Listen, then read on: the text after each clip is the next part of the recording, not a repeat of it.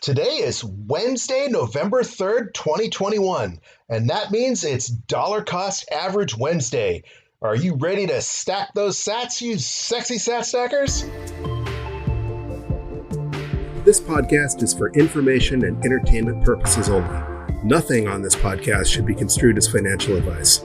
All views expressed on this podcast are solely the opinions of the host and/or any guests that we might have from time to time. Nothing on this podcast should be construed as a specific inducement to make a particular investment or to follow a particular investing strategy.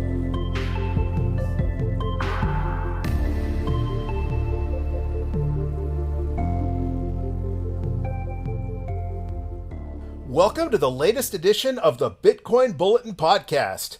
This is our 20th episode and will be the 15th stack in our dollar cost average series known as DCA Wednesdays. We started stacking $20 worth of Bitcoin every Wednesday back on July 28th. And since then, we've stacked 14 times and invested a total of $280. And that has scored us 569,544 Satoshis. And at Bitcoin's current price of approximately $63,000, that is currently worth about $358 at an average cost basis of $49,162. So we're off to a pretty good start so far. What exactly is dollar cost averaging? Well, dollar cost averaging, or DCA, is an investment strategy where you invest your money in equal portions at regular intervals regardless of price.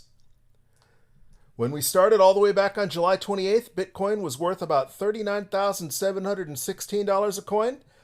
And during that time, it's fluctuated to anywhere between $38,000 all the way up to its all-time high of over $66,000. But during that time, we've managed to keep our average purchase price down to around $49,162 per Bitcoin. And that is the beauty of dollar cost average. Sometimes we bought when the price is a little higher. Sometimes we bought when the price is a little lower. But as they say, time in the markets beats timing the markets every time it's tried. And again, disclaimer, this is not financial advice. This is simply me documenting our journey exploring dollar cost averaging. As they say, you do your own research. We chose the amount of $20 per stack because for most of our listeners in the United States and Europe, $20 is not an extremely large amount of money. But in other places around the world, and even here in the United States, $20 can be a lot of money to come up with sometimes. But as we say, do your own research. You do you. You pick an investment strategy that you feel comfortable with. Some people dollar cost average daily. Some people dollar cost average monthly. Some people dollar cost average weekly. We chose every Wednesday, and we chose $20. But if you choose the DCA, you pick an amount that you feel comfortable with and a schedule you feel comfortable with. And hopefully following along this podcast will contribute to your journey, or if nothing else, just give you entertainment value. All right, so let's get into it. As we mentioned, today is Wednesday, November 3rd, 2021. We are currently at a block height of 708,104, and Bitcoin is currently priced about $62,740, depending on your exchange. And as usual, we're going to make our stack using the Cash App. As we've said in every episode, Cash App, by the way, is not a sponsor of this podcast. We just like it because it's easy. It's available to almost everybody in the United States. It has relatively low fees. There are cheaper ways to invest in Bitcoin. And as I promised, one of these days, we're going to explore Jack Mallers' Strike app for making our stack. But in the meantime, Cash App's fees are not the highest in the market, even if they're not the lowest in the market. And the fact that they'll still let you transfer your Bitcoin to your hardware wallet without a mining fee helps to offset that investment cost that you're paying. So depending on your situation and depending on how high mining fees are when it comes time for you to secure your coin in your wallet, it might actually even things out for you and end up being as cheap or cheaper than some of the other alternatives. So we're going to open up our Cash App. And I don't keep any money in my Cash App, but I do have a debit card linked to it. So all I have to do is click add $20. And that's pretty much instantaneous. Then I click on the Bitcoin logo in the bottom right-hand corner. Click on the buy button. And again, Cash App will let you automate this process. You can set up recurring orders. You can set up one-time limit orders where they won't make the purchase for you unless Bitcoin hits the specific price you target. But as I keep saying, there just seems to be something more real, more tangible about it if I physically open the app, enter $20, and make that purchase manually. I personally find that more satisfying. You might find that automating your stack is both more efficient and probably less frustrating. It will definitely keep you committed to DCA. You can't forget to make your stack if you have it set up automatically, but we are going to manually enter $20. Click Next. And it's asking us to confirm our purchase. We're going to be purchasing 31,146 sats at a price of $62,768.89. Bitcoin has gone down a tiny bit while I've been recording. That includes a 45-cent fee, so we're basically buying $19.55 worth of Bitcoin for a total cost of $20. Click Confirm. And just that fast, we've purchased 31,146 sats. And that is going to bring our stack up to 600,690 sats, currently worth $377.04. And that is not too shabby considering we've invested only $300. And that is going to bring our average cost basis up just a tiny bit to, it was $49,162, and now our average price is $49,942.57. But that's still a lot less than the almost $63,000 a coin that Bitcoin is currently worth.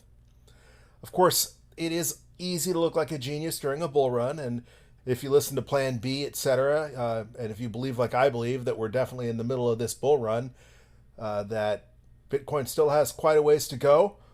But if it does follow its 4-year halving cycle, we do have a potential of a crypto winter, or at least a bear market coming up maybe in the second half of next year, or at least at some point in time between now and the next halving, if it follows, if history repeats itself, or at least if it rhymes.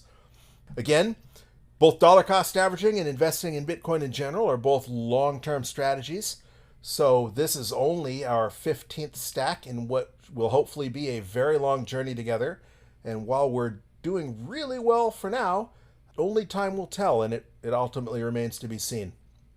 But that's why we're doing this podcast, and we're going to keep doing it until Bitcoin either reaches hyper-Bitcoinization and we're all filthy stinking rich, Bitcoin crashes and goes to zero, or you just get bored and stop listening.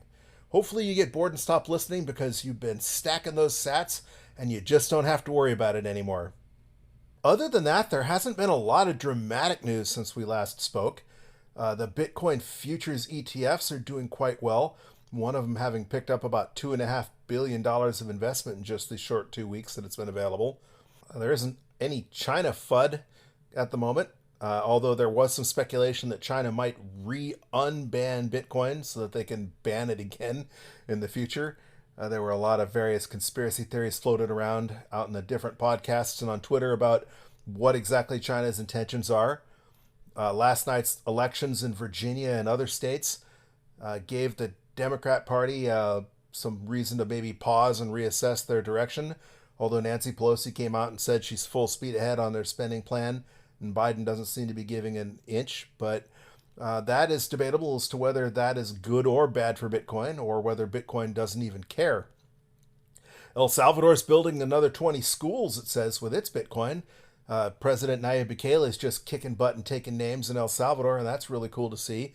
So far, they've announced that they're building an animal hospital, a veterinarian hospital, 20 brand new schools. They're paving some roads, and they overhauled a really poorly neglected drinking water facility, while it's been alleged that most of the people that were using the Chivo wallet were simply doing so to cash out their $30 for US dollars. The official numbers from President Bukele tell a different story. People say that you might not be able to trust the figures coming out of the government, and I certainly have a healthy distrust for any government.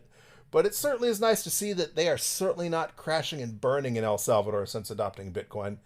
Hopefully other countries are taking note, especially when they see that El Salvador used to be in really bad shape, and now they're doing some pretty cool things. One of the things that I follow consistently is 24-hour transaction volume, and the current 24-hour transaction rate is averaging about 3.38 transactions per second, and that's down a little bit from the 3.44 transactions per second last week and the 3.49 transactions per second the week before. But it's certainly not as low as the 2.85 transactions per second we saw earlier this year when Bitcoin was trending down a little bit. So that's certainly good to see. We did just have an upward difficulty increase adjustment of 7.9% in mining difficulty. That happened on Halloween. The next is scheduled to take place on November 13th, and depending on where you get your information, it can be anywhere between a 2.51% increase to a 6.2% increase. And of course, we're 14 days out from our all-time high, which was anywhere between $66,999 according to Coinbase, or $66,950 if you get your information from Clark Moody's dashboard. And that's only down about 5.8%. So Bitcoin's looking pretty good so far. As you know, Plan B's projection that Bitcoin would close the month of October at $63,000 was pretty much spot on. It had been over $63,000, and it did go down a tiny bit, closed out around $61,000. But it did that on a Sunday. And in my experience, Bitcoin tends to trend down on Sundays. There's very low trading volume usually on Sundays, and so there's room for a lot of manipulation. Plus, I believe Friday was when a lot of futures closed out, and it's alleged that there's a lot of market manipulation to drive the price down in anticipation of those futures expiring. So I'd say 61,000 for the close is not too shabby, and of course we bounced right back to 63,000 just a day or so into November anyway. If he's right, his prediction for this month, I believe, was 98,000 by close of month and upwards to 135,000 by Christmas. So who knows? But by the time we stack the next couple stacks, hopefully Bitcoin will have continued this explosive bull run. And if that's the case, we're going to be looking really good by the end of the year. Hey, if you've been enjoying this podcast and you would like to help support us, there are a number of ways you can do so. Obviously, as we mentioned, if you do have the ability to tip on Twitter and you're not already, you can follow us, and we're at BTC Bulletin Pod on Twitter. So we'd appreciate the follow. And if you have the ability, you can tip us there. Also, if you don't have the Cash App already and you would like to use the Cash App to add to your stack, there is a referral link in the show notes. And if you sign up for Cash App and follow their terms and conditions, but if you do so by clicking on that referral link in the show notes, you'll get $5 free, and we'll get $5 free as well just for you signing up. Another way is I've written several books, but the one that is most relevant to this podcast is Understanding Bitcoin for Noobs, and it's available at both Amazon.com and BarnesandNoble.com, and obviously by purchasing any of my books, that will help support the podcast. You can also support us directly through Anchor.com, and there's a support link in the show notes. And last but not least, we also include a Base32 Bitcoin address in the show notes where you can send us Bitcoin directly if you choose to do so. And if you'd like to contact me or give us any suggestions on what you'd like about the show or what you don't like about the show, again, we're at BTC Bulletin Pod on Twitter. And you can also contact me via email at bitcoinbulletin@protonmail.com. All right, that's going to do it for this episode of Bitcoin Bulletin Podcast, DCA Wednesday edition. As usual, thank you for listening, and keep stacking those sats, you sexy sat stackers.